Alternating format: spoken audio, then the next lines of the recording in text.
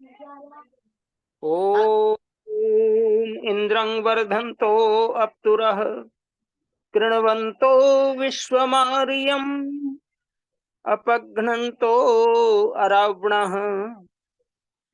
ॐ शन्नो मित्रः संवरुणः शन्नो भवत्वर्यमा शन्न इन्द्रो बृहस्पतिः शन्नो विष्णुरुक्रमः। ओम शांति शांति शांति। आर्यों का महाकुंभ एवं भारत को समझो अभियान के अंतर्गत चल रहे कार्यक्रम के अनवरत तीसरे वर्ष में चलते हुए हम सभी लोग लाभान्वित हो रहे हैं और इस कार्यक्रम के सम्मानीय संचालक आदरणीय मित्रवर आर्यरत्न लखनलाल आर्य जी, जिन्होंने मनुस्मृति की एक व्याख्यान माला आज से आरंभ कर रहे हैं, इनके लिए इन्हें धन्यवाद। और इसके साथ ही साथ अभी हम लोगों ने माता चंद्रकांता क्रांति जी के बड़े ही भावपूर्ण मधुर भजन ओम भूः ओम भूः ओम भूः प्रभु की और महर्षि दयानंद के जीवन दर्शन को भी लक्षित इन्होंने किया, बहुत साधुवाद। और इसके साथ ही साथ मातृशक्तियों में सम्मान्य सुमन शर्मा जी का भी बड़ा ही सुंदर भजन हुआ है। और जो भी हम नहीं देख पाए सभी इस सुंदर कार्यक्रम से जुड़े हुए भजन प्रस्तुत करने वाले सभी सम्मानित मातृशक्ति देवियों और इस कार्यक्रम से जुड़े हुए सभी सम्मानित विद्वद्गण मातृशक्ति एवं युवा साथी,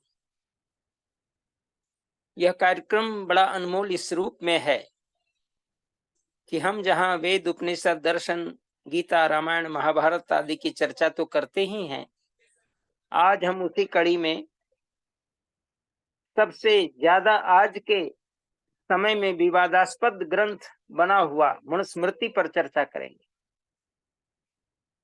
और इसी लिए यह चर्चा आई है और इस चर्चा को चलाने का भी मुख्य उद्देश्य यही है कि लोग अपनी शंकाओं का समाधान यहाँ से पाएंगे। और मनुस्मृति के नाम पर जो नाना प्रकार की विडंबनाएं, अनेक प्रकार से जो मनुवाद, जिसमें अनेक मत पंथ वाले खास करके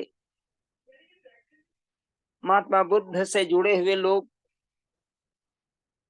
आज मनु को सम्मान नहीं दे पा रहे, उनकी दृष्टि में वो जात पात, छुआछूत और ब्राह्मणवाद के समर्थक के रूप में उन्हें परोसा जा रहा है और समाज को बांटने का उपक्रम करने का जो सबसे बड़ा षड्यंत्र का नाम मनुस्मृति रख दी गई है, जिसके कारण कि लोग मनुस्मृति से अलग अलग अपने वक्तव्य दे रहे हैं। यहाँ तक कि राजस्थान के हाईकोर्ट में जो मनुस्मृति की प्रतिमा आदमकद बनी हुई है, उसको भी एक बार उन्हें वहां से हटाने के लिए लोगों ने केस किया था, लेकिन आर्य समाज के लोगों ने, विशेष करके मनुस्मृति के अनुसंधानकर्ता महाभाष्यकार, जिन्होंने मनुस्मृति पर बड़ी ही सुंदर दृष्टि दी है और उनके प्रक्षेपों को बिल्कुल हर प्रकार से सुरक्षित करते हुए और अनर्गल जो बातें हैं उनको काटते हुए जो मूल मनुस्मृति के श्लोक हैं उनको उन्होंने अनेक प्रकार से कसौटी में कसते हुए हम लोगों के बीच रखा है। इसके सम्माननीय डॉक्टर सुरेंद्र कुमार जी आज पूरे आर्य जगत में इसलिए विख्यात हो चुके हैं।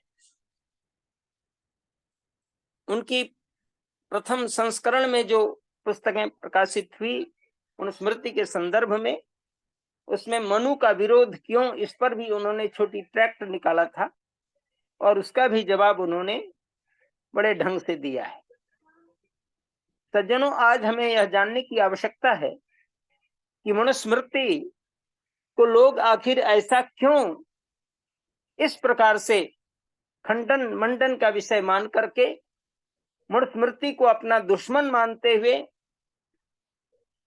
समाज के भेद भेद करने वाले और अनेक प्रकार के सामाजिक कटुता को उत्पन्न करने वाला जो मनुस्मृति ग्रंथ को स्वीकार कर लिया है, यह कहाँ तक सत्य है, इस बात पर भी चर्चा क्रम से होगी। लेकिन आज के विषय में मैं इसलिए मनुस्मृति को सबसे ज्यादा वेद के बाद स्मृति ग्रंथ को प्रमाण में रखते हुए, परतः प्रमाण में रखते हुए हम इसको उपलब्ध कर रहे हैं। और महर्षि देवदयानंद जी महाराज, जिन्होंने सत्यार्थ प्रकाश के अंदर 514 श्लोक और उद्धरणों को समय समय पर जगह जगह पर विषयानुक्रम के रूप में प्रमाण के रूप में दिया है। लगभग 514 ऐसे छोटे छोटे प्रमाण श्लोक भी और खंड श्लोक खंड भी। सबसे ज्यादा अगर प्रमाण किसी ग्रंथ का है महर्षि दयानंद के सत्यार्थ प्रकाश में, तो उसका नाम मनुस्मृति ही है। इसका मतलब है कि मनुस्मृति के अंदर बहुत अच्छी अच्छाइयां हैं। लेखक जो इसके मूल हैं, जिसके लेखक मनु कहलाते हैं, मनु से ही मनुस्मृति बनी है। लेकिन मनु, आदि मनु की चर्चा यहाँ पर हम करेंगे। जिस आदि मनु ने, जिसका नाम स्वयंभव मनु है, स्वयंभव मनु प्रथम मनवंतर का मनु है और 14 मनवंतर के 14 मनु की चर्चा होगी। लेकिन सप्तम मनवंतर तक की चर्चा इस मनुस्मृति के प्रक्षिप्त श्लोकों के द्वारा मान्यता दे दी गई है, जिसके कारण लोग स्वयंभव मनु को इस मनुस्मृति का, वर्तमान मनुस्मृति का रचना न मानते हुए उन्हें वैवस्वत मनु को स्वीकार कर लिया है और उनका प्रमाण इस रूप में दे दी गई है। लोग जो इसके विरोध करने वाले हैं कि ये स्वयंभव मनु, जो आदि मनु, वेद के बाद जो अगर कोई रचना मानव के संविधान के लिए है, मानवीय कानून की पुस्तक और संपूर्ण जीवन को किस प्रकार हम चलाएं, चाहे वो परिवार का हो, समाज का हो, राष्ट्र का हो, विश्व का हो, ये संपूर्ण विधानों पर जहां हम दृष्टिपात कर सकते हैं, खोज कर सकते हैं, और मनु ने जिसको हर दृष्टि से संवारा है, सजाया है, ऐसे सुंदर पुस्तक को किस रूप में हम आज स्वीकार कर पा रहे हैं, इस पर भी दृष्टिपात करने की आवश्यकता है। जिन लोगों ने स्वयंभव मनु को न मान करके वैवस्वत मनु को माना है, इसके अंतर्गत मैंने स्पष्ट कह दिया है कि प्रक्षिप्त श्लोकों के कारण ही ऐसा कहा गया है। प्रक्षिप्त श्लोकों में यह जोड़ दिया गया है कि वैवस्वत मनु के वंश के नामों की चर्चा है और उन्होंने स्वयंभव, स्वरचित इत्यादि नाम सप्तम मनवंतर वैवस्वत तक गिना दिया है। और उनका कहना है कि यदि ये स्वयंभव मनु की रचना होती तो सप्तम मनवंतर के जो स्वयंभव मनु के पश्चात जो वैवस्वत मनु है, इसकी चर्चा इसमें नहीं आती। इसका आशय यह होता है कि लक्ष्य और लक्षण, ये दोनों को यदि हम देखेंगे तो पता चलेगा कि लक्ष्य हमारा कहीं है, लक्षण कहीं कर रहे हैं, जिसके कारण कि हमारी ये परिस्थितियां आ गई हैं। और इसका मुख्य कारण है प्रक्षिप्त श्लोक। इन प्रक्षिप्त श्लोकों के माध्यम से लोगों ने तिल को ताड़ कर दिया है और विषय का इस प्रकार से प्रवर्तन कर दिया है, इस प्रकार से विषय को कहीं कहीं अनुचित दर्शाया गया है, जिसके कारण कि लोग मनुस्मृति पर आक्षेप कर रहे हैं। और आक्षेप को हटान करके हम मनुस्मृति को देखें तो मनुस्मृति जैसा उपादेय ग्रंथ वेद के पश्चात दूसरा नहीं मिलेगा, क्योंकि वेद के अंदर भी मानवता की चर्चा है, मनुर्भव का सिद्धांत वेद कहता है, और मनुस्मृति भी मानव संहिता कहलाती है। संपूर्ण मनुष्य के लोगों के उत्थान की चर्चा की बात आती है। और महाराज स्वयंभव मनु ने इसी दृष्टि पथ को लेकर के उन्होंने मनुस्मृति की रचना की है। लेकिन बड़ा दुर्भाग्य है कि प्रक्षिप्त श्लोक बीच में इतने जोड़ दिए गए कि मूल श्लोकों को पकड़ पाना साधारण पाठक की वश की बात नहीं है, जिसके कारण कि लोग आज मनुस्मृति को तरह तरह से लांछनी उसके अंदर लगाते हुए लांछना लगाते हैं और उनको हर प्रकार से न पढ़ने की और यहाँ तक कि जलाने की वे बात कर देते हैं। यह बड़ा दुर्भाग्य है।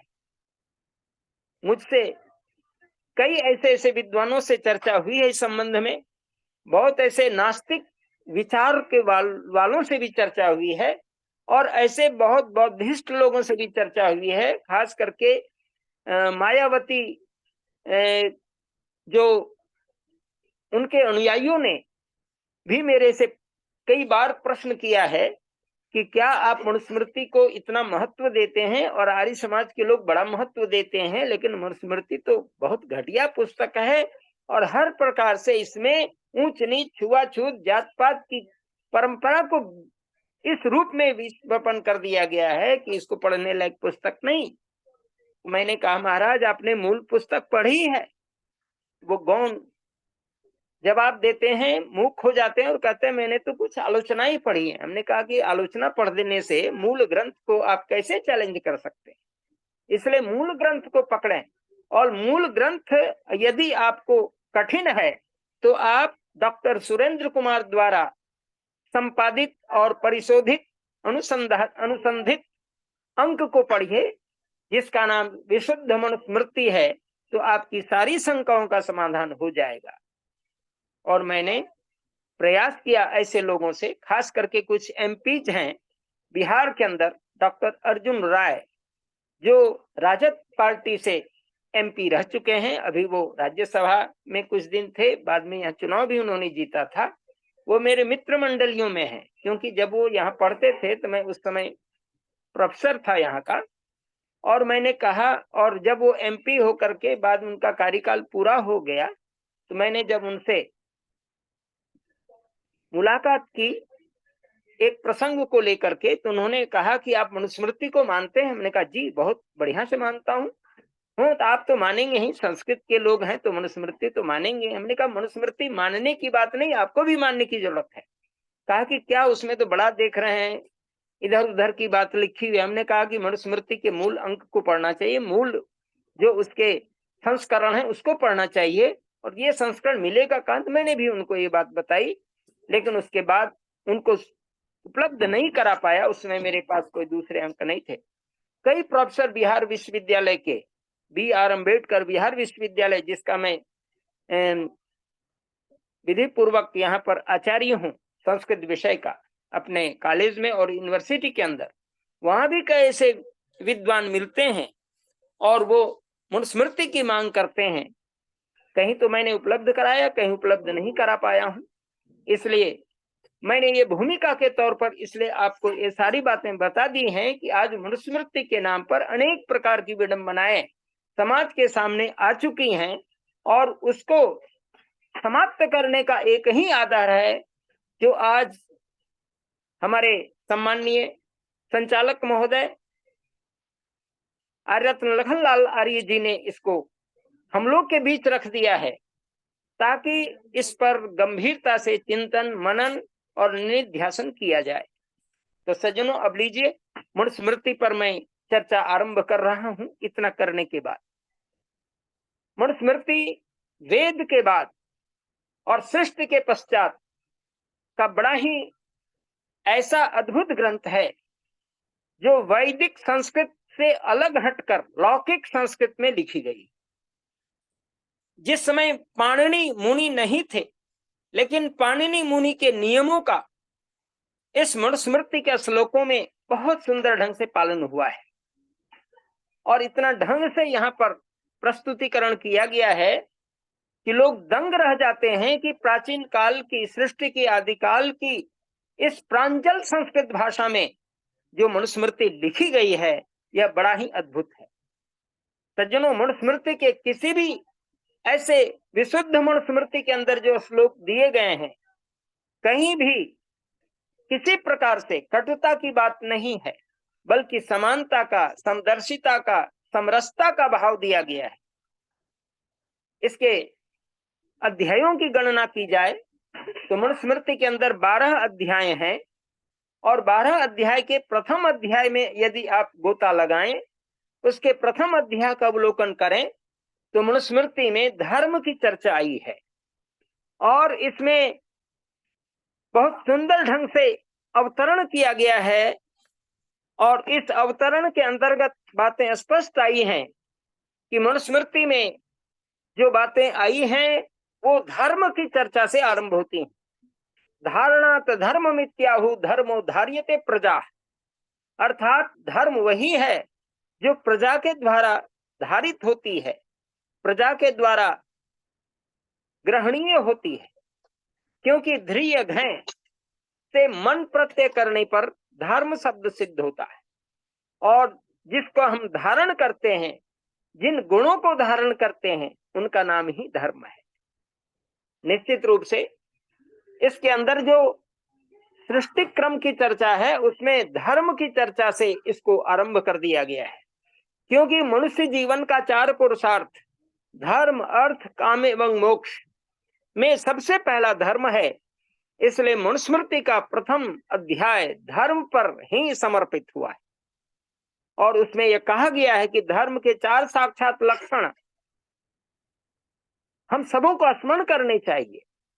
उसमें सबसे पहला दिया है कि वेद स्मृति सदाचार स्वस्य च प्रियमात्मनः एतत् चतुर्विधम प्राहुः साक्षात धर्मस्य लक्षणम। महाराज मनु कहते हैं कि वेद, स्मृति, सदाचार और प्रिय आत्मन, अपनी आत्मा के समान दूसरे की आत्मा को समझना, ये जो प्रिय आत्मन का भाव है, ये 4 साक्षात धर्म के स्वरूप घटते हैं, और इन धर्म के स्वरूपों को संपूर्ण मानव स्वीकार करे, क्योंकि वेद के अंदर छुआछूत, ऊंच नीच, जात पात या किसी अन्य प्रकार की जो अंधविश्वास की बातें हैं वेद में नहीं है। और ठीक उसी अनुरूप वैवस्वत मनु, जिसको लोग कहते हैं सप्तम वैवस्वत मनु, ये तो बाद की चर्चा है, लेकिन प्रथम जो मनु है स्वयंभव मनु, जहां से मनवंतर आरंभ होता है, उसके ऋषि भी वैदिक ऋषि हैं, और वैदिक ऋषि होने के कारण उन्होंने अपना मूल ग्रंथ, जिसको धर्म ग्रंथ कहते हैं, वो वेद को ही माना है। और वेद के बाद यदि धर्म का साक्षात लक्षण करने वाला कोई ग्रंथ हो तो उसका नाम मनुस्मृति है। और धर्मशास्त्रों में प्रधान धर्मशास्त्र मनुस्मृति कहलाती है, और प्रथम धर्मशास्त्र के अंदर जिसमें धर्म की संपूर्ण चर्चाएं हैं, इसलिए इसका नाम धर्मशास्त्र है, जिसके धारण करने से हमारा व्यक्तिगत जीवन उन्नत होता है, हमारा पारिवारिक जीवन उन्नत होता है, हमारा सामाजिक जीवन उन्नत होता है, हमारा राष्ट्रीय जीवन उन्नत होता है, हमारा वैश्विक चिंतन उभरता है, हम सर्वे भवन्तु सुखिनः की घोषणा कर सकते हैं। ये सारी चर्चाएं मनुस्मृति के श्लोकों में घटित होता है। यही कारण है कि महर्षि देवध्यान जी महाराज ने परतप प्रमाण के अंतर्गत जहां वेद से अन्य ब्राह्मण, आरण्यक, उपनिषद, उपवेद, वेदांग और स्मृति ग्रंथ को स्वीकार किया है, स्मृति ग्रंथ में उन्होंने मनुस्मृति को सबसे ज्यादा महत्व देते हुए अपनी बात को वो लिखते हैं। इसके अंदर जो वेदः शब्द का प्रथम प्रयोग आया है, धर्म का पहला जो हमारा ग्रंथ है वो वेद, जो परमात्मा की कल्याणी वाणी है, और अग्नि, वायु, आदित्य, अंगिरा द्वारा प्रणीत उनके हृदय मंदिर में प्रकाशित ईश्वरीय वाणी के रूप में जहां वेद अपना स्थान पाता है। और मनुस्मृति के अंदर भी ये बात आई है कि वेद जो है वो सर्व ज्ञान की पुस्तक है, सर्व ज्ञान मयो हिसा, ये मनुस्मृति का श्लोक खंड कहता है, अर्थात जिसमें संपूर्ण ज्ञान, सत्य ज्ञान भरा पड़ा है, ऐसे सुंदर ग्रंथ का नाम ही वेद है। ये स्वयं मनुस्मृति कहती है, सर्व ज्ञान मयो हिसा। और सबसे अधिक प्रमाण जिसको कहते हैं कि धर्म जिज्ञासमाना नाम प्रमाणम प्रमम श्रुति, ये मनुस्मृति का श्लोक खंड कहता है। अर्थात धर्म की जिज्ञासा करने वाले लोगों को वेद के मंत्र ही या वेद ही सर्व प्रधान और सबसे ज्यादा प्रामाणिक मानना चाहिए। धर्म जिज्ञान समाना नाम प्रमाणम परमम श्रुति, परम श्रुति वेद को ही धर्म के जिज्ञासु लोग उसको परम प्रमाण के रूप में वेद को माने, ये स्वयं मनुस्मृति कहती है। इसलिए धर्म के चार साथ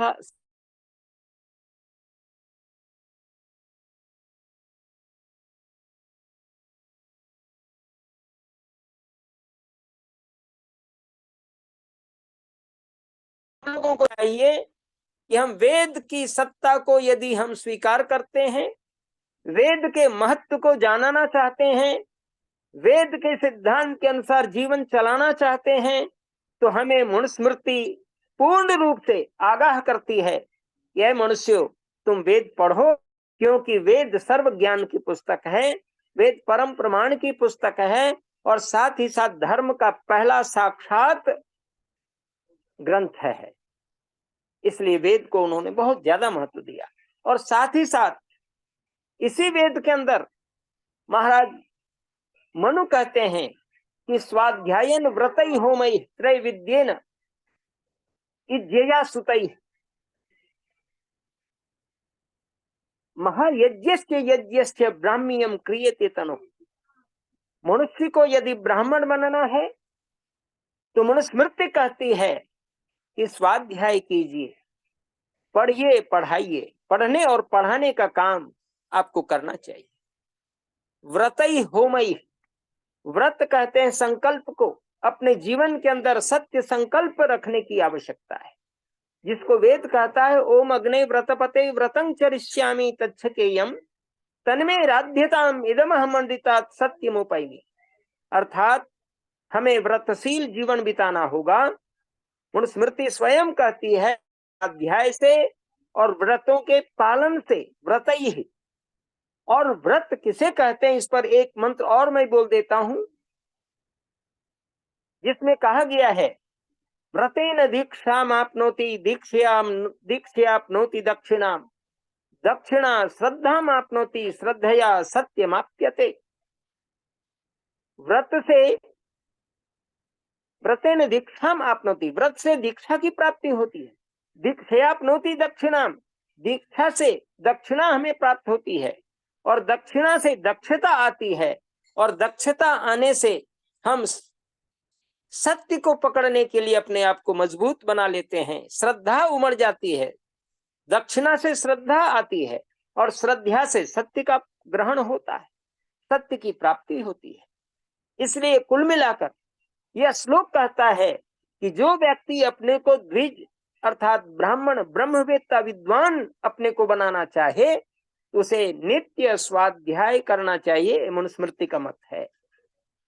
स्वाध्यायेन, स्वाध्याय से, और व्रतई, व्रतों के पालन से, होमई,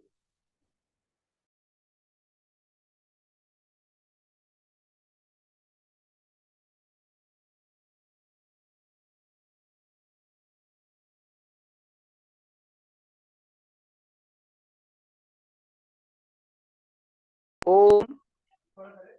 आवाज आ रही है ना लखनलाल जी? आ रही है ना? ठीक, धन्यवाद। तो इस तरह से होमई ही, हवन से, और इसके साथ ही साथ त्रिविद्येन, ऋग वेद, यजुर्वेद और सामवेद, ज्ञान कांड, कर्म कांड और उपासना कांड के अपने जीवन में पालन करने से, त्रैविद्येन। और उसका तब कहते हैं इज्जया, इज्जया भी यहाँ पर यज्ञ के लिए कहा गया है। और सुतई, सुंदर संतति को पैदा करने से, क्योंकि संतान भी यदि हमने अब ठीक नहीं बना पाए तो हमारा जीवन भी ब्राह्मी नहीं हो सकता, अर्थात ब्रह्म को जानने के योग्य नहीं बन सकता, ब्रह्म ज्ञान की प्राप्ति के योग्य नहीं बन सकता। लोग हमें कहेंगे कि आप तो बढ़ गए, विद्वान हो गए, लेकिन आपके बच्चे यूं ही घूम रहे। इसलिए योग्य संतान भी पैदा करने से ही व्यक्ति ब्रह्म में जीवन बिता सकता है। ये मनुस्मृति की घोषणा है। और उसका तब कहता है यज्ञस्य महायज्ञस्य, महायज्ञस्य यज्ञस्य, महायज्ञ जिसके अंदर ब्रह्म यज्ञ, देव यज्ञ, पितृ यज्ञ, अतिथि यज्ञ और बलिवेश देव यज्ञ, ये पंच महायज्ञ हैं।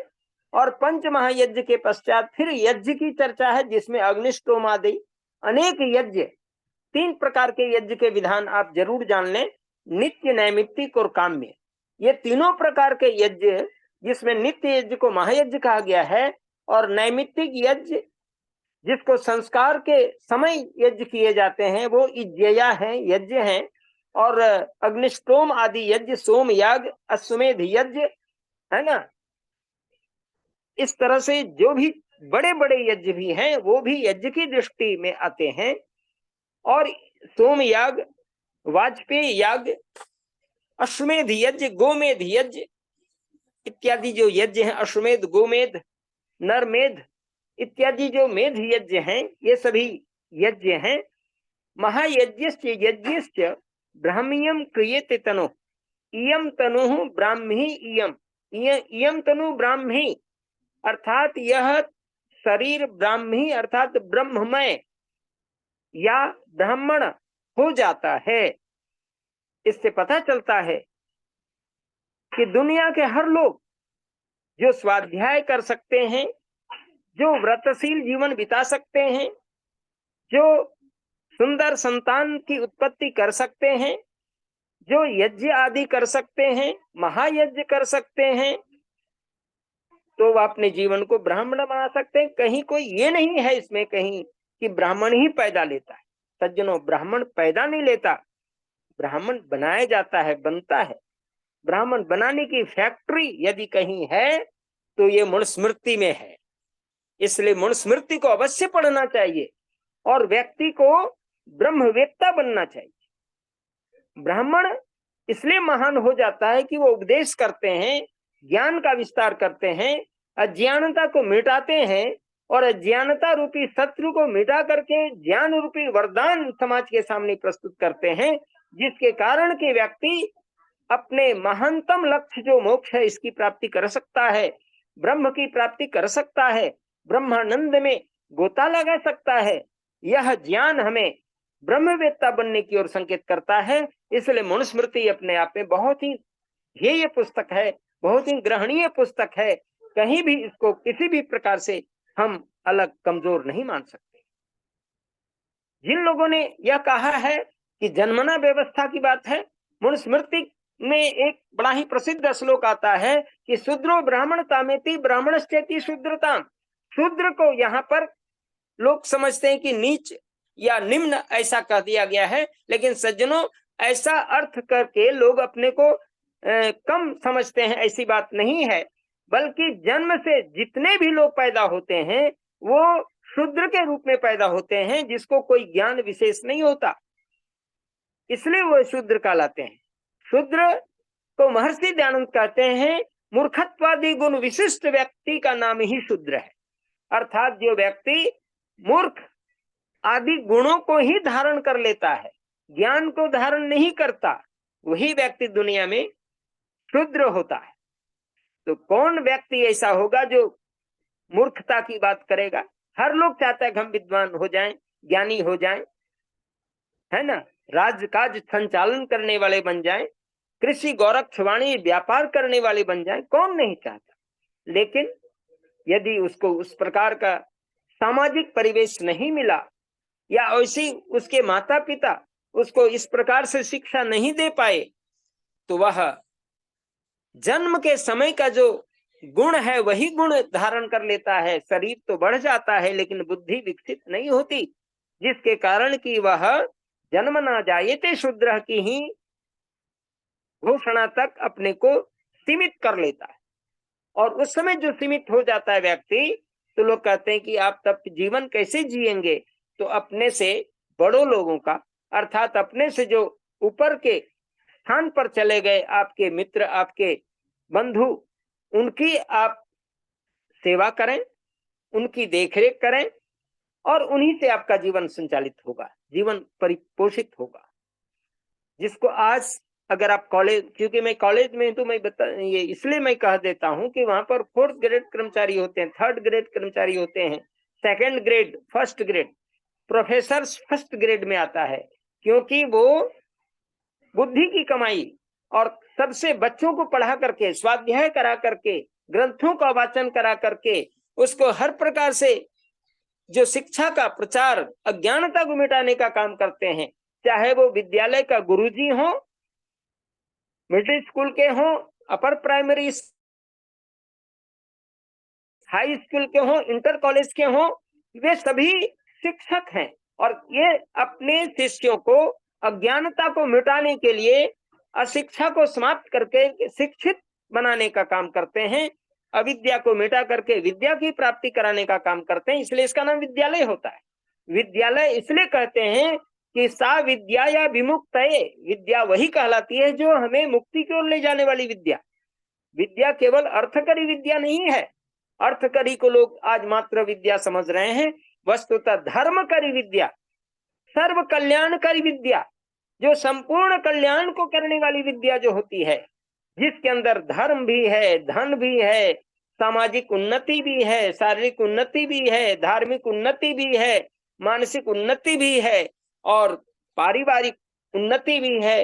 हम राष्ट्रीय उन्नति की भी चर्चा करते हैं और हम कहते हैं कि दुनिया के हर लोग अपनी इन बात को स्वीकार करें, आगे बढ़ाएं। इतनी बड़ी बड़ी बातें मनुस्मृति के अंदर आई हैं और जैसा कि मैंने पहले कहा कि धर्म का पहला लक्षण, जिसको साक्षात लक्षण माना है मनु ने, वो वेद माना है और वेद के पश्चात तब स्मृति को माना है। स्मृति स्मार्त ग्रंथ, स्मृति कहते हैं स्मार्त ग्रंथ को, जिसके अंदर अनेक प्रकार की स्मृतियां, 108 स्मृतियों की चर्चा है, लेकिन मनुस्मृति उसमें सर्वप्रधान है।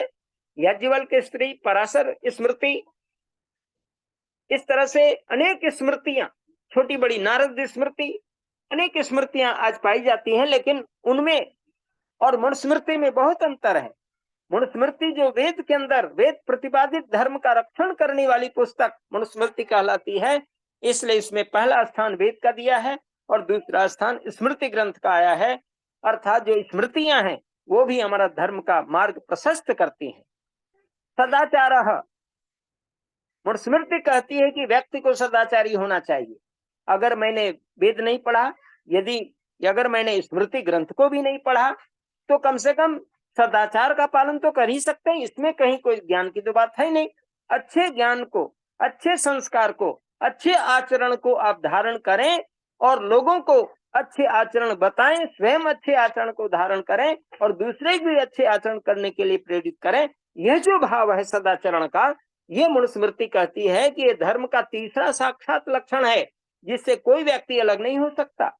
और उसके पश्चात कहा कि ये 3 भी नहीं कर पाने में ज्यादा सक्षम है, तो एक तो आप अवश्य कर लीजिए, जिसका नाम है प्रिय आत्मन। यदि आपने अच्छा आचरण किया, बहुत अच्छी बात है, वेद को माना, वेद के अनुसार जीवन बिता रहे हैं, वेद को पढ़ रहे हैं, पढ़ा रहे हैं, बहुत अच्छी बात है। स्मृति ग्रंथ को पढ़ रहे हैं, पढ़ा रहे हैं, ये भी बहुत अच्छी बात है।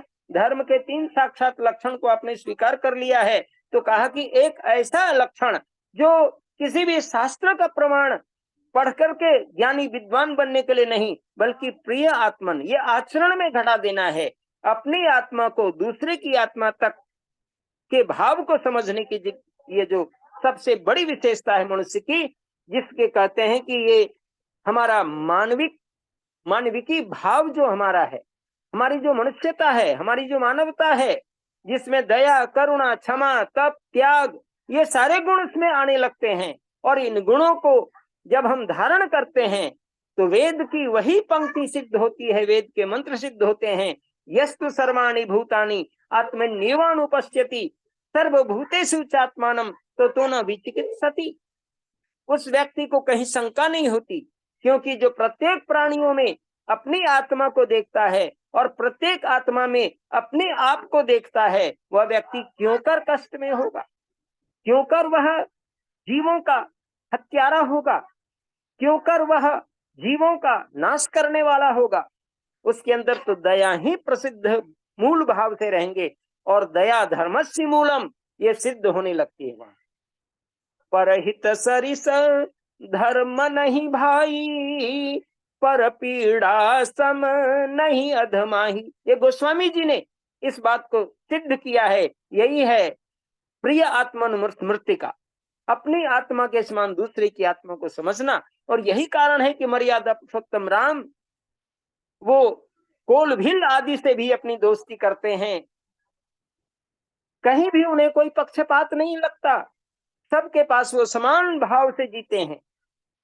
वेद का और मनुस्मृति का जो धर्म का स्वरूप है, वो महाराज राम ने अपने जीवन में उतारा है, लक्ष्मण ने उतारा है, भरत ने भी उतारा है, और शत्रुघ्न ने भी उतारा है। उनकी माताओं का भी इस प्रकार के संस्कार बने हैं।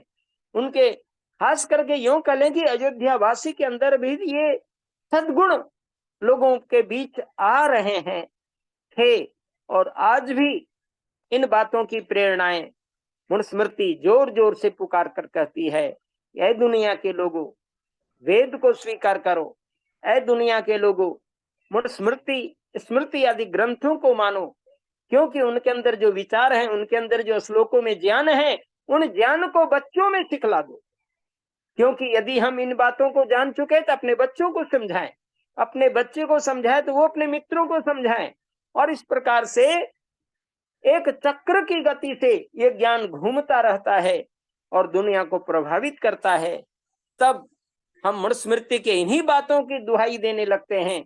ओम धृते दृग्वंग हमा मित्रस्य मा चक्षुषा सर्वाणि भूतानि समीक्षन्ताम मित्रस्य चक्षुषा समीक्षे मित्रस्य चक्षुषा समीक्षामहे। निश्चित रूप से यजुर्वेद के इन मंत्रों का भाव मनुस्मृति के इन श्लोकों से प्रस्फुटित होता हुआ दिखलाई पड़ता है। अर्थात मनुस्मृति उन्हीं बातों को स्वीकार कर रही होती है जिन बातों को परमपिता प्रभु ने वेदों में सबके कल्याण के लिए दे दिया है। हितकारी वाणी, कल्याणकारिणी वाणी वेद की श्रुतियों में, ऋचाओं में डाल दी है, और उन ऋचाओं को यदि हम आप नहीं पढ़ सके तो कम से कम स्मृति ग्रंथ को पढ़ करके, लौकिक श्लोक को पढ़ करके हम इन बातों को समझ सकते हैं। निसंदेह मनुस्मृति के अंदर जो बातें आई हैं वो संपूर्ण मानव को इस रूप में स्वीकार करने योग्य हैं कि हम चार जो धर्म के साक्षात लक्षण हैं उसको मैं पुनः बोल देता हूं ताकि सब लोग स्मरण कर लें। वेद स्मृति सदाचारः स्वस्य च प्रियमात्मनः एतत् चतुर्विधम प्राहुः साक्षात धर्मस्य लक्षणम। ये महाराज मनु ने मनुस्मृति के अंदर धर्म के चार साक्षात लक्षण को स्वीकार करवाया है। इसमें कोई पक्षपात नहीं, कहीं कोई दृष्टिभेद नहीं, कहीं कोई वर्ग भेद नहीं, बल्कि सब मनुष्य मात्र के लिए संदेश दिया हुआ है। और इसके साथ ही साथ आगे चल करके छठे अध्याय में उन्होंने सामान्य लक्षण की घोषणा की है। धृति क्षमा दमुस्तेयम शौचमिंद्रिय निग्रह धीर विद्या सत्यम क्रोधः दशकम धर्म लक्षणम। ये 10 धर्म के लक्षण को सामान्य लक्षण के रूप में प्रस्तुत किया है, और इस धर्म के 10 लक्षणों को किसी भी आज का कोई वर्तमान दार्शनिक खंडन नहीं कर सकता, क्योंकि इसमें कहीं भी किसी प्रकार से, किसी भी तरह से किसी के कष्ट के लिए नहीं बातें आई हैं, बल्कि सर्व कल्याण को दृष्टिपथ में रख करके संपूर्ण लोगों को धर्म के इन लक्षणों को स्वीकार करके जीवन में धारण करना चाहिए। क्योंकि धर्म को स्वयं मैंने प्रथम कह दिया है कि ध्रिय घय धारणे, अर्थात धार्यते स धर्मः, जो कुछ हम धारण करते हैं या हमसे धारण किया जाता है, ये गुणों को हम धर्म कहेंगे। कहा कि और कौन कौन गुणों को धारण करेंगे? 4 तो आपने समझ लिया है, धर्म, वेद, स्मृति, सदाचार और प्रिय आत्मन। अब और भी एक एक गुण को लेकर के महाराज मनु कहते हैं कि धृति ही, धैर्य धारण करो। यदि मनुष्य हैं तो कभी दुख कभी सुख तो जीवन में आने हैं,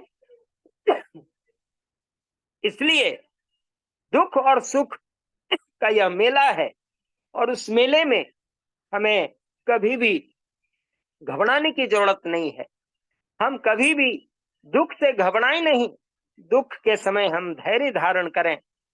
इसी को महर्षि चाणक्य कहते हैं, ऋषि चाणक्य कहते हैं विपत्ति धैर्यम। विदुर ने भी इस बात की चर्चा की है, विपत्ति में ही धैर्य को धारण करना चाहिए। धृति क्षमा, हम क्षमाशील बने, ये मनुस्मृति का श्लोक घोषणा करता है, क्षमाशील होइए। और उसके बाद धृति क्षमा, दम, भीतर की बुराइयों को रोकिए। काम, क्रोध, लोभ, मोह, मद, मत्सर, ये जो भीतर के दोष हैं, इन दोषों को भीतर ही अंदर रखने की कोशिश कीजिए। नो एडमिशन विदाउट परमिशन जो कहा गया है, बिना आज्ञा प्रवेश निषेध। तो हमारे अंदर इन गुणों का, दुर्गुणों का दोष बाहर न निकल जाए, हम अंदर ही उसको समेट करके रखें, या बाहर के दुर्गुण हमारे अंदर में प्रवेश न कर जाए, और भीतर के दुर्गुणों से दूसरे को हानि न पहुंच जाए। इसलिए दम अर्थात भीतर की जो पशुता है, इसको हम वहीं पर विराम दें, वहीं पर उसको नष्ट कर दें, वहीं पर उसको मार दें। ये स्थिति दम कहलाती है। और इसी को एक वेद मंत्र खास करके अथर्ववेद में आया है, जिसको हम पहले भी कह चुके हैं और विद्वानों ने भी इस चीज को कहा है, जिसमें कहा गया उलूक या तुम, सुसलूक या तुम, जही स्वया तुम, मुतको या तुम, सुपर्ण या तुम, मुतगृध्र या तुम, द्रस देव प्रमण रक्ष इंद्र। ऐ ईश्वर, तुम दृषद मन पत्थर की तरह इन मानवीय जो कमजोरियां हैं, जो दुर्गुण हैं, इनको आप पीस डालो, ताकि ये पनप करके बाहर किसी को हानि न पहुंचावे। और बड़े लाक्षणिक प्रयोग करते हुए अथर्ववेद कहता है, हम जो सबसे पहला आया है उल्लू या तुम, उल्लू के समान, अर्थात अंधेरा को हम प्यारा न समझें, प्रकाश को प्यारा समझें, अज्ञानता को हम महत्व न दें, ज्ञान को महत्व दें। इसका मतलब है कि हम विशेष रूप से जो यहाँ पर उल्लूक शब्द का प्रयोग है, उल्लू के शब्द का प्रयोग है, ये उल्लू हमें क्या करती है, ये अच्छे को बुरा, बुरा को अच्छा, माने बुरी जो चीजें हैं वो अच्छा ही दिखलाई पड़ने लगती हैं। मोह का प्रतीक है ये, जो अनादि है।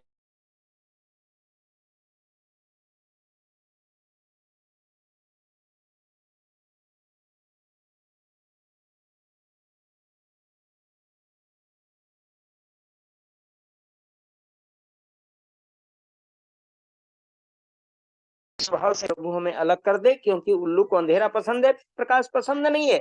हम मनुष्य भी अपने को अंधेरा ही पसंद कर पाएंगे, ऐसा अज्ञानता को हम प्रश्रय देंगे, ज्ञान को हम अलग अनावृत कर देंगे, अलग कर देंगे, हटा देंगे, तो ये स्थितियां हमारी न होने पावे। ये हमारे अंदर जो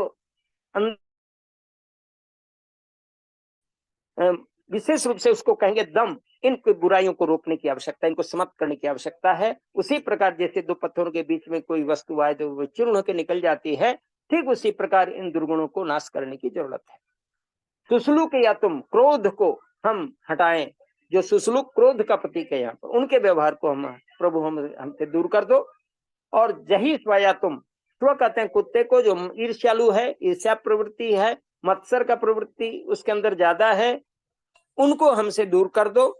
और चकवा चकवी जो काम का प्रतीक है, उससे भी प्रभु हमें दूर कर दे। हम उसी काम के वशीभूत न होकर के हमारी दुर्गति न हो जाए, हम उससे भी अलग रहें। और उसके साथ ही साथ सुपर्ण कहते हैं गरुड़ को, अहंकार हमारे जीवन में न आ जाए। और इसके साथ ही साथ जो गृध्र है, जो लोभ का प्रतीक है, हमारे अंदर में लोभ भी न रहे। काम, क्रोध, लोभ, मोह, मद और मत्सर, इन दुर्गुणों को हमसे दूर कर दे प्रभु। इसलिए यहाँ पर वेद में मनुस्मृतिकार ने एक शब्द इसके लिए प्रयोग किया है, दम का, अर्थात भीतर के इन दुश्मनों को हम वहीं पर समाप्त कर दें। इसी को कहते हैं पशुवध। लेकिन लोगों ने इस पशुवध को समझा नहीं और बाहर के पक्षियों को मारना शुरू कर दिया, बाहर के कौवों को मारना शुरू कर दिया, बाहर के गिद्ध को मारना शुरू कर दिया। और आज दुनिया में गिद्ध की कमी हो गई, आज दुनिया में कौवे की कमी हो गई, आज दुनिया में चकवा चकवी की कमी हो गई, आज दुनिया में उल्लू की कमी हो गई। उल्लू भी पक्षी जो है बहुत कम दिखलाई पड़ते हैं, और इसके साथ भेड़िया को भी लोग मार देते हैं और गरुड़ को भी मार देते। अनेक प्रकार से जो पशु की हत्या, जो पशु प्रतीक हैं इन दुर्गुणों के, पशुओं को नहीं मारो बल्कि पशुओं की जो प्रवृत्ति है उनको मारो, और ये हमारे अंदर स्वतः प्रस्फुटित हो जाते हैं। हमारे संस्कार के कम हो जाने से, कम संस्कार होने से, या संस्कारहीन जीवन जब व्यक्ति का होता है तो ये कुछ संस्कार पनपने लगते हैं। तो मनुस्मृति कहती है कि हम यदि मनुष्य हैं तो हम मननशील बने, हम रैशनल पावर को स्वीकार करें, मननशीलता को स्वीकार करें, और मैन इज ए माने rational animal, man is a rational animal. Man जो है मुख्य रूप से मननशील प्राणी है, और मननशील प्राणी का गुण है कि वो मनन चिंतन करके सद्गुणों को अच्छी प्रकार से धारण करे, तभी वह मनुष्य कहलाता है। मनसा सिव्यति कर्माणि स मनुष्य, मनुष्य वही है जो सोच विचार कर कर्म करता है। तो सोच विचार कर कर्म करने वाला व्यक्ति ही दम को अपने वश में रखता है, अस्तेय चोरी का त्याग करता है, इंद्रियों को वश में करता है, और शौच सफाई से रहता है। धी बुद्धिमान बनने की बात आई है, विद्या पढ़ने की बात आई है, सत्य के पालन करने की बात आई है, और क्रोध न करने की बात आई है। ये 10 धर्म के लक्षण, जो सामान्य लक्षण घटाए गए हैं, दुनिया के हर मनुष्य, चाहे वो किसी भी कोने में, किसी भी देश के किसी भी क्षेत्र में वो पैदा हुआ हो, उनको यदि मनुष्य बनना है, मानव बनना है, मानवीय गुणों को धारण करना है, और अपने जीवन में धर्म को जीवन में स्वीकार करना है, अपने मानवता की रक्षा करनी है, तो उन्हें इन गुणों को धारण करना होगा, इन गुणों को अपने जीवन में अपनाना होगा। तभी वो मनुष्य की मनुष्यता को, अपने अंदर की मनुष्यता को प्रकट कर सकता है, अपने मनुष्य के अंदर जो मानवता के गुण हैं इसको अधिक से अधिक विस्तार कर सकता है, और दुनिया के हर लोगों को बहुत ही सुंदर, हर प्रकार से इन नैतिक गुणों के दायित्व को, हर कण कण के जो भी हमारे जीव जंतु हैं, सबको इन्हीं गुणों से हमें देखना और समझना होगा। तो ये सारे जीव जगत हमारे कुटुंब होंगे, हमारे अंदर अहिंसा का भाव होगा, और हम बेवजह किसी को कष्ट नहीं दे सकते। हम अपने से अन्य इतर जितने भी प्राणी हैं वो मेरे कुटुंब के सदृश होंगे, और यही कारण है कि हमारे ऋषियों ने इन्हीं वैदिक स्मृतियों से, इसी वैदिक स्मृतियों के बल पर, मनुस्मृति के बल पर घोषणा की थी, सर्वे भवन्तु सुखिनः, सर्वे सन्तु निरामयाः, सर्वे भद्राणि पश्यन्तु मां कश्चित् दुःख भाग् भवेत्। लेकिन जिन लोगों ने इस मनुस्मृति की इन बातों को स्वीकार नहीं किया, वो अपने आप को तो नष्ट कर ही लिए, अपने स्वभाव में भी शत्रुता पाल ली, अपने स्वभाव में भी कटुता पाल ली, अपने स्वभाव में भी जो वैश्विक मैत्री भाव है उसको समाप्त कर दिया, और लोग आपस में झगड़ रहे हैं, मर रहे हैं, मिट रहे हैं। आज दुनिया के अंदर जितनी भी समस्याएं आ खड़ी हैं, मनुस्मृति के इन श्लोकों को जीवन में न धारण करने के कारण, और यह डंक की चोट से कह दिया मनुष्य के अंदर ये विभेद पैदा करने वाली पुस्तक है। मैं तो यह कहूंगा कि जो लोग इसका विरोध कर रहे हैं उनको एक बार कम से कम इन श्लोकों को से उन्हें परिचित करा देना चाहिए। और साथ ही साथ जहां पर वो कहते हैं कि हमें ऊंच नीच में डाल दिया है, तो कहे दुनिया में भाई सब लोग तो बराबर ही आए हैं, लेकिन जब गुणों को हम स्वीकार करने लगते हैं, सबको मनुस्मृति में महान बनने के लिए आदेश किया है। शूद्रो ब्राह्मणता में थी, ब्राह्मणश्चेति शूद्रता। यदि 4 वर्ण की संज्ञा वेदानुसार अगर मनुस्मृति में आई है तो ये कोई जन्मना नहीं बल्कि कर्मणा, और वर्ण का मतलब ही होता है वर्णो वृणोते है, अर्थात वर्ण वही है जिसका नाम चुनाव करें, जिसको वर्ण करें वही तो वर्ण है।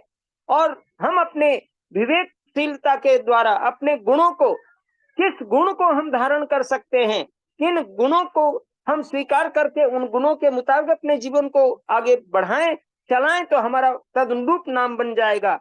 इसलिए वेद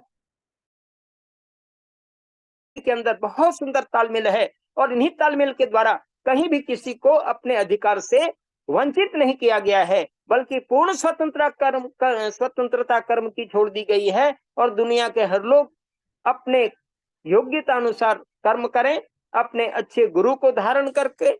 अगर वो ज्ञानी विद्वान बनना चाहते हैं, अज्ञान को मिटाना चाहते हैं, तो दुनिया में उन्हें छूट दे दी गई है। मनुस्मृतिकार मनु छूट देते, तुम ब्राह्मण बन जाओ, और यदि तुम उससे नहीं कर सकते तो कम से कम देश की रक्षा, राष्ट्र धर्म है, इसके पालन करने के लिए अपने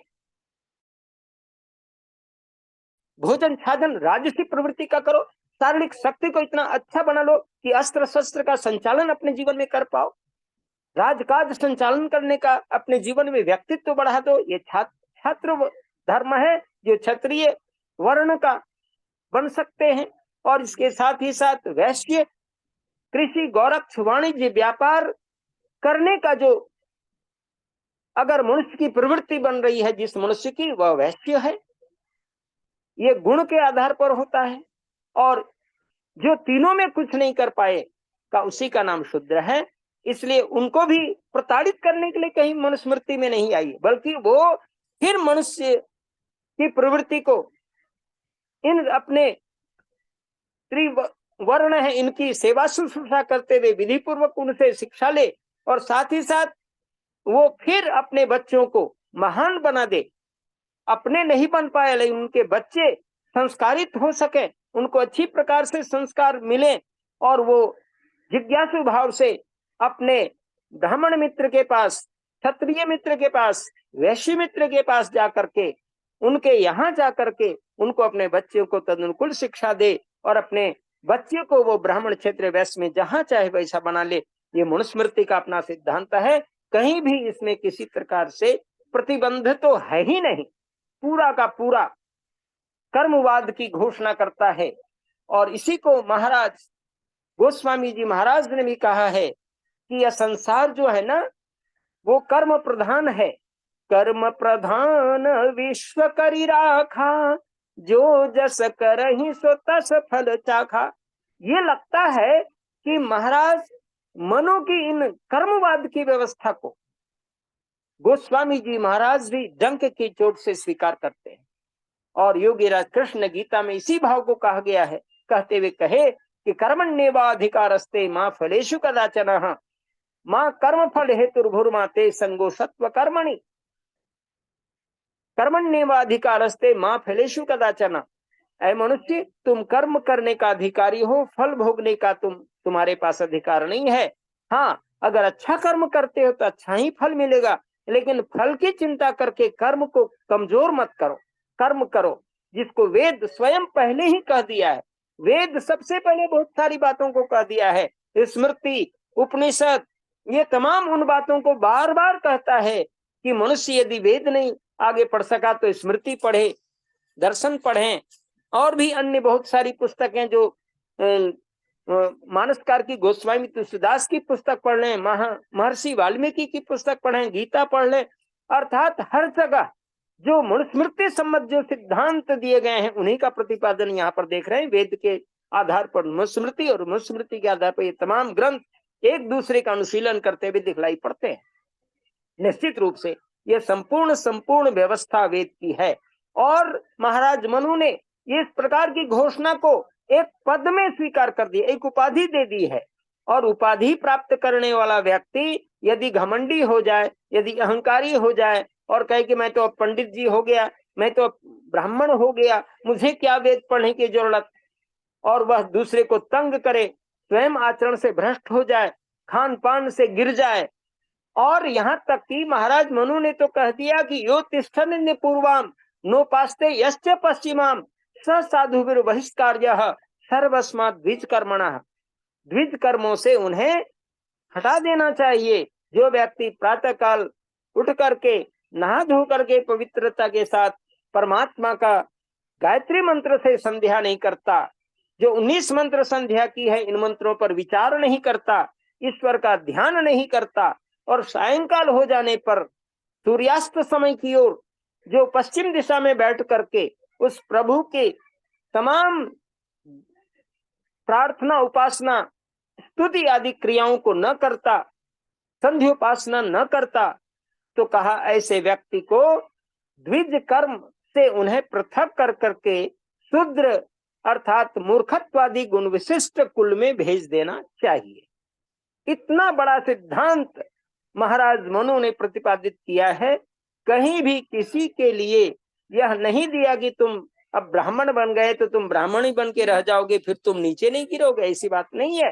वो कर्म से संतुलित कर दिया गया है। और कर्म यदि हमने ज्ञान का बांटा, हम ज्ञान को विस्तार करते रहे तो हम ब्राह्मण बन के रहेंगे, लेकिन हम अज्ञानता को स्वयं पाल लिए और सुबह शाम संध्या वंदन को भी छोड़ दिए, तो आशु गच्छति शूद्रवत्, तो जल्दी से आप शूद्र के समान ही बन जाओगे। ऐसा महाराज मनु ने घोषणा की है मनुस्मृति के अंदर।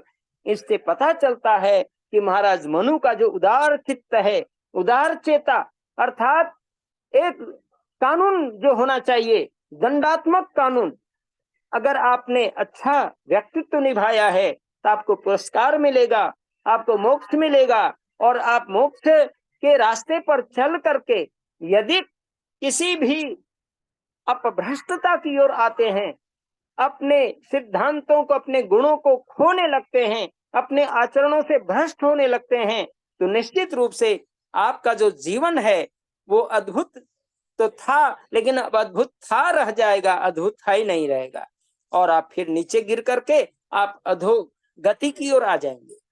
ये मनुस्मृति के अंतर्गत महाराज मनु ने ये सारी चर्चाएं हम लोगों को स्वच्छंद रूप में डाल दी हैं, ताकि हम किसी भी प्रकार से हम मनुस्मृति में कोई आंच नहीं दिखा सकते, मनुस्मृति पर कोई उंगली नहीं बता सकते। हाँ, जिन प्रक्षिप्तों को आज लोगों ने पाल रखा है, उन प्रक्षिप्तों को डॉक्टर सुरेंद्र कुमार जी ने बिल्कुल खंड खंड करके अलग अलग कर दिया है और उनको स्थान विशेष पर भेज दिया है, उसमें कहीं स्थान नहीं दिया है, और विशुद्ध मनुस्मृति के भाव दिखलाई पड़ते हैं। तो आज के प्रवचन को मैं पर विराम देता हूं और लोगों से प्रार्थना करता हूं कि हम आप सभी मिलकर के इस वैदिक जो ज्ञान मनुस्मृति में दे दी गई है, बिल्कुल कर्मवाद, वर्णवाद की व्यवस्था, कर्मानुसार वर्ण की व्यवस्था, और अपने गुणों के आधार पर व्यक्ति ऊंचा और नीचा हो सकता है। कोई जात पात, छुआछूत, कर्म भेद और जन्म भेद नहीं, बल्कि कर्म भेद से होता है, जन्म भेद से नहीं। ये महाराज मनु कहते हैं कि कर्मानुसार व्यवस्था है, न कि जन्मानुसारिणी। जन्मानुसारिणी न व्यवस्था विद्यते कदाचित। कल हम डॉक्टर 21 तारीख को पुनः डॉक्टर व्यासानंद शास्त्री जी को सुनेंगे, और कल डॉक्टर स्वाति जी जो गुरुकुल चोटीपुरा की स्नातका है, इस समय आचार्य बालकृष्ण जी के साथ काम कर रही हैं, कल डॉक्टर स्वाति जी को सुनेंगे हम लोग जी। 21 तारीख को पुनः डॉक्टर व्यासानंद शास्त्री जी को सुनना है, और कल सुनेंगे हम लोग डॉक्टर स्वाति जी, गुरुकुल चोटीपुरा की स्नातका है, वर्तमान में आचार्य बालकृष्ण जी के साथ में कार्य कर रही है हरिद्वार के अंदर। तो कल डॉक्टर स्वाति जी को लोग सुनेंगे मनुस्मृति पर, और पुनः परसों 21 तारीख को फिर से डॉक्टर व्यासानंद शास्त्री जी के साथ में हम आप जुड़ेंगे इसी विषय को लेकर के। आइए शांति पाठ करें। शांति अंतरिक्ष शांति पृथ्वी शांति राप शांति रौषधय शांति वनस्पतय शांति विश्वे देव शांति ब्रह्म शांति सर्वम् शांति शांतिरेव शांति श्याम शांतिरेधि। ओम शांति शांति शांति। ओम। जो बोले सुहागा। सत्य सनातन वैदिक धर्म की जय। गुरु प्रजानंद की जय। योगेश्वर महर्षि दयानंद की जय। मर्यादा पुरुषोत्तम श्री रामचंद्र की जय। श्री कृष्णचंद्र की जय। लेख राम की जय। श्रद्धानंद की जय। स्वामी आत्मानंद की जय। आत्मा हंसराज की जय, भारत माता की जय, गौ माता की रक्षा हो, पालन हो, समाज अमर रहे, वेद की ज्योति जलती रहे, ओम का झंडा ऊंचा रहे, आर्यों के महाकुंभ और भारत को समझो अभियान की जय, तो विश्व मार्यम ध्वनि ओम। अभिवादन सबको नमस्ते जी। सभी को सादर नमस्ते, शुभ रात्रि। गुरुभ्यो नमः।